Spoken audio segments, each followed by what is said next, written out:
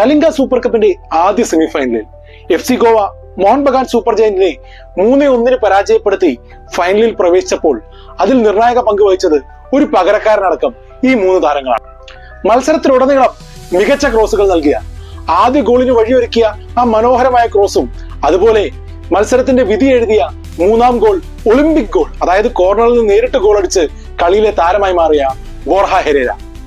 ഇടവേളയിൽ പകരക്കാരനായി വന്ന് പ്രശ്നബാധിതമായ ലെഫ്റ്റ് ബാക്ക് ഏരിയയിൽ ആധിപത്യം ഉറപ്പിച്ച് ഗോളെന്നുറപ്പിച്ച 2 അവസരങ്ങൾ തടുത്തിട്ട ആകാശ് സാങ്വാൻ.